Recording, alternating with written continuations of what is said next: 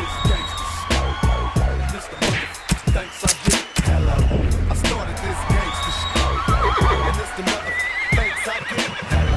you're enjoying this content, hit that subscribe button. Join us.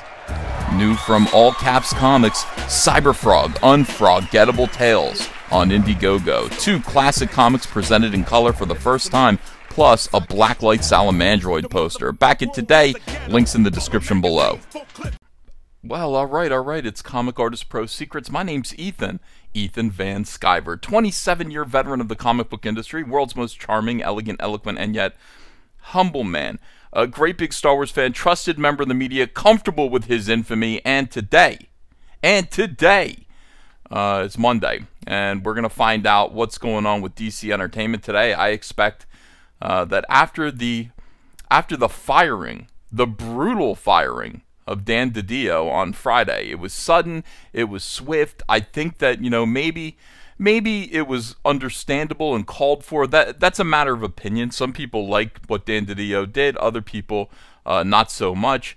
Even still, usually when somebody puts in a good 17 years with a company and it's time to let him go, usually they're allowed to sort of step down gracefully or something like that. No, they booted his ass right out the door, and apparently, you know, he got the word. He got called into the office, presumably by somebody within DC Entertainment, not AT&T or Warner Brothers, and was told to pack his stuff and hit the road. Somebody had that job, and Dan just left. Apparently, Dan left the building immediately. Didn't hang out. He was fired. He's gone. Yeah, you know, look, what in the world? Now people are saying that he was fired with cause. I don't know. I'm not sure about any of that.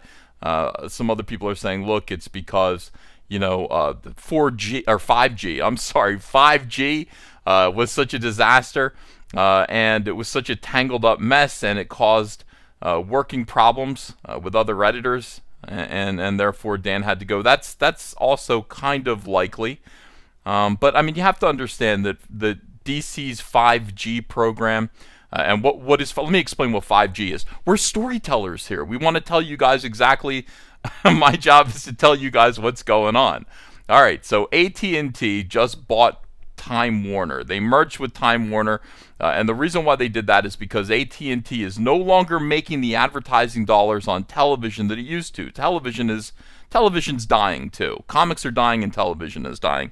The future is streaming. That's where the money is coming in now. And so AT&T and Warner Brothers realize that they've got to be competitive. They're already like $160 billion in debt.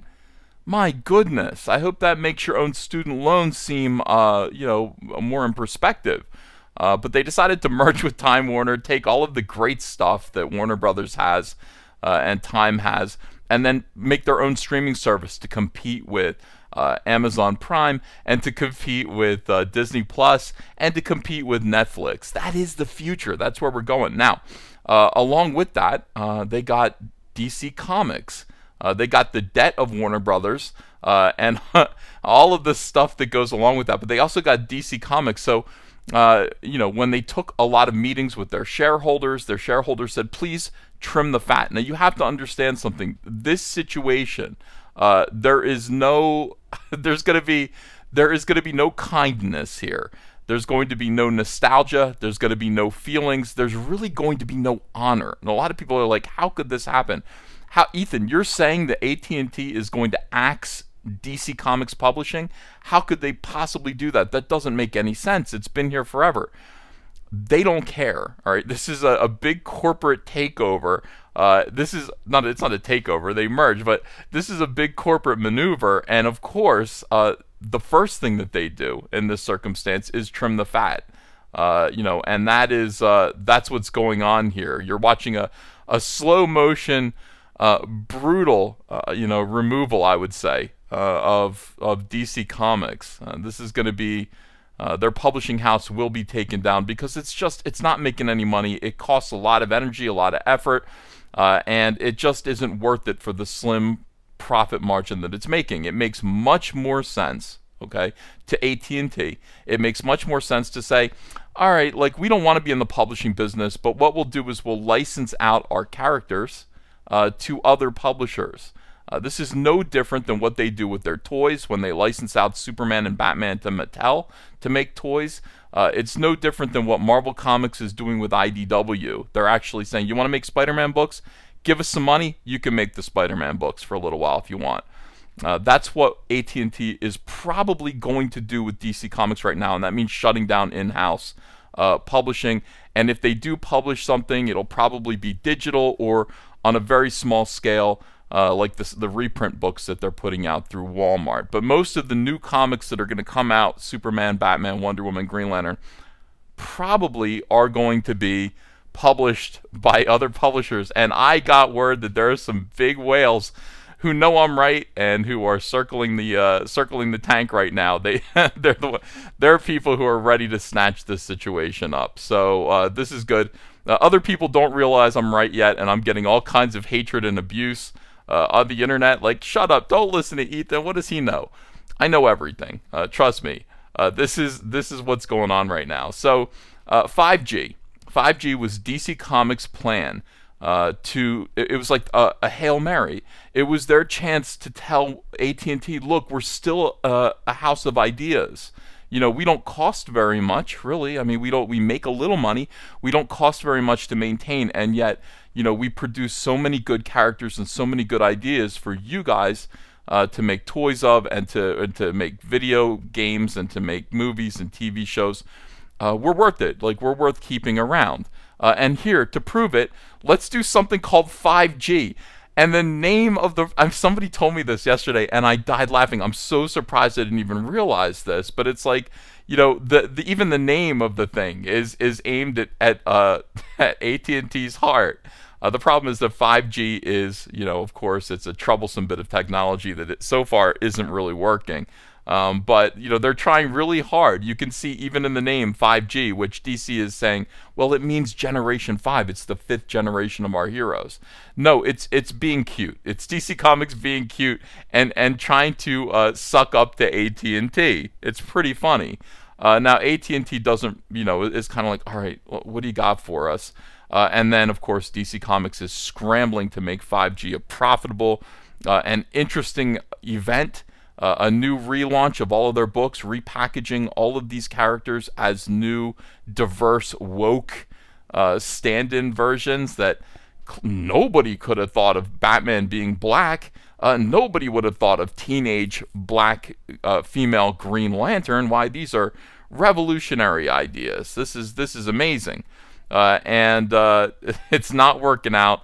Dan DiDio was given the axe on Friday. We're going to find out today what is going on. I'll do a video about it. I'll do a video about Warner Brothers, AT&T, DC Comics, their statement about the removal of DC Comics. I'll make a video about that and tell you what I'm inferring from it.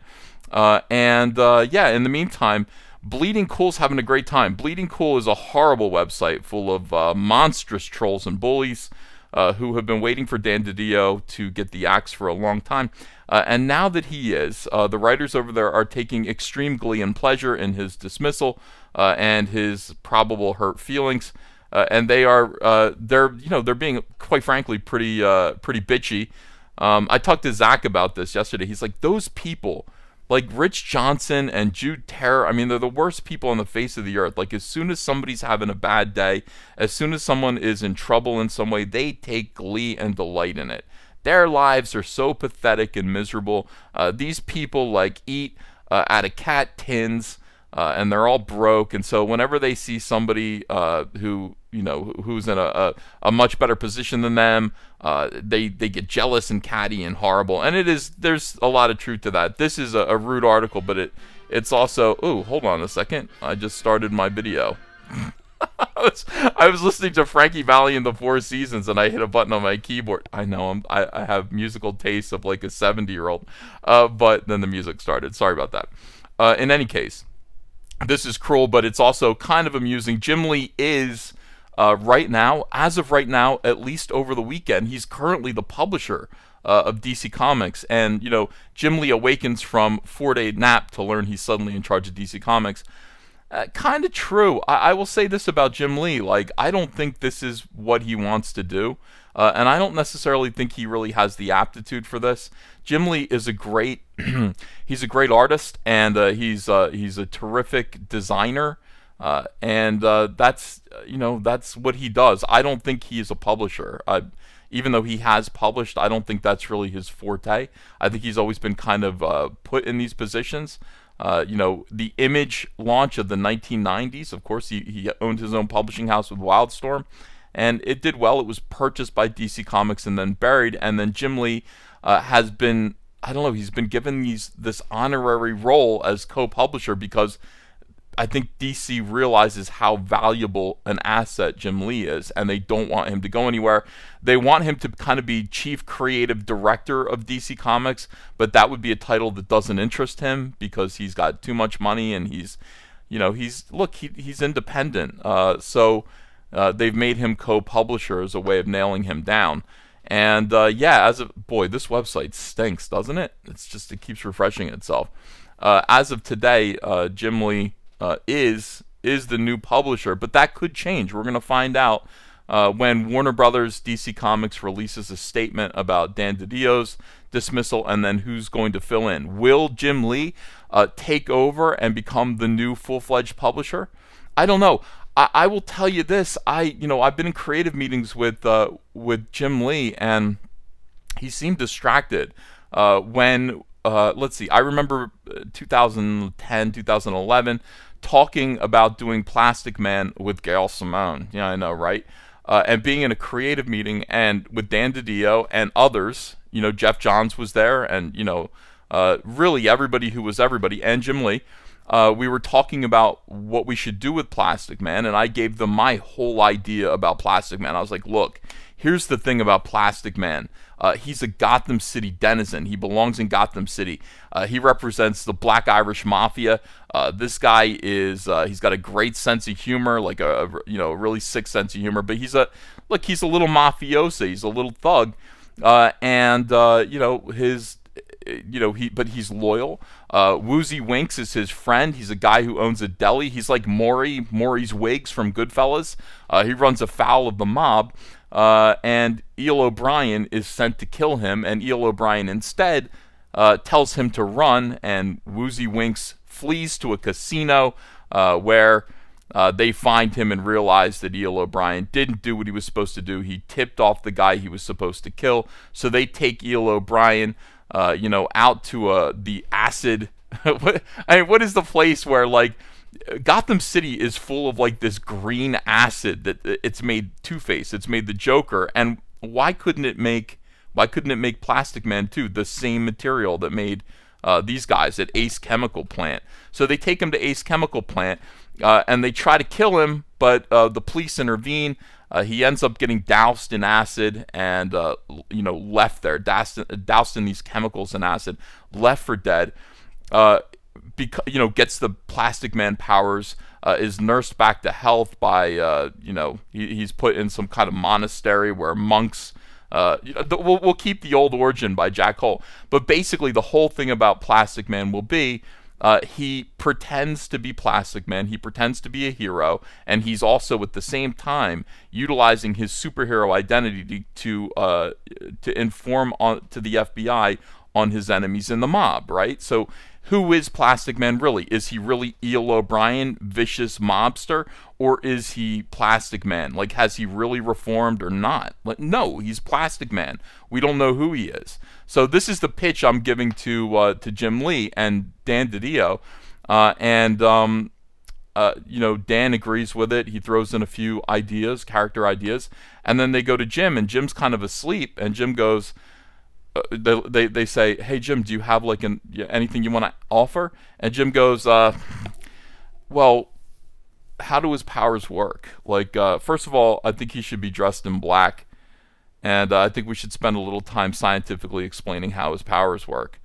And I was like, no, we're gonna spend no time explaining how his powers work. They just do. I think it would be boring for people to get a scientific explanation of how this magical acid that flows through Gotham City somehow, this chemical, has that's not the point. The point is it's a character piece about deception. You know, it's a character piece about people who wear multiple faces and masks. You know, it's like, who is Eel O'Brien really? What are his intentions really? You know, him being part of the Justice League and being the guy who informs, like he knows the Gotham underworld and all this stuff. So I just looked at him and went, maybe we'll maybe we'll do that. But it was just like, he didn't seem keyed in. He didn't seem like he really wanted to talk about it. And it could have just been a bad day. It could have been a character that he had no interest in. But my feeling was that Jim Lee is really an independent, solitary creator who can handle great big redesign projects. He can refocus DC Comics visually all day long, but is he somebody who wants to manage the characters the way that Dan DiDio does and did? And I would be surprised. But look, I'm ready to be surprised. I'm ready to be blown away by Jim Lee being the new publisher and doing great work. You know, in the meantime, he's going to be made fun of by Bleeding Cool. And that is what these dickheads do. Anyway, I'm gonna cut this video off, and we're gonna just wait and see what happens. You know, it's still what time is it? All right, it's only like 9 o'clock over on the West Coast. We'll find out pretty soon what goes on, and I'll make another video about it. But thank you guys for listening. Hit like. Please subscribe to this channel. This channel depends on you and your kindness for its growth, and I'm depending on you guys to join this family. And together we're going to see all this through. Also, don't forget to back Cyberfrog Unforgettable Tales and sign up to be notified about Cyberfrog 2 Wrecked Planet. It's the sequel to the biggest crowdfunded comic book of all time, Cyberfrog Blood Honey. So this is the most anticipated comic. People who sign up early are going to get a day one you know, option to buy it. It's going to be an exclusive perk only for day one backers, and also you're going to get a free Vespis. Those are the bad guys. Those are the alien wasps. You're going to get a free bonus Vespis trading card with your order. So you don't want to miss out on that. Just join the email list. Thank you guys, and I'll see you again soon with another video. Hello, potential Indiegogo backers. This is Ethan Van Sciver, and let me tell you about Cyberfrog 2 Wrecked Planet. In this follow-up to Blood Honey, Cyberfrog wakes up in the year 2018 to find the world has been devastated by vicious alien wasps called the Vespis. What remains of humanity has fled into the woods for survival. Disconnected from his brother Salamandroid and his mother's ship, Chel Sin, for Cyberfrog, fighting back will mean the worst loss of all. Now is your chance to sign up to be notified by email when this campaign launches in March. You'll receive an exclusive Vespis trading card with your backing when you do. No one else will get one, just you. And remember everyone, stay calm, stay in the trees, stay near the smoke, and always wear red. See you in March. Hey, you want to follow me on Twitter?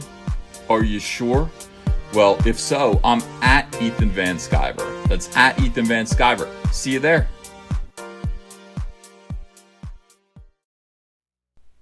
Hey, I got a P.O. box. Want to send me some mail?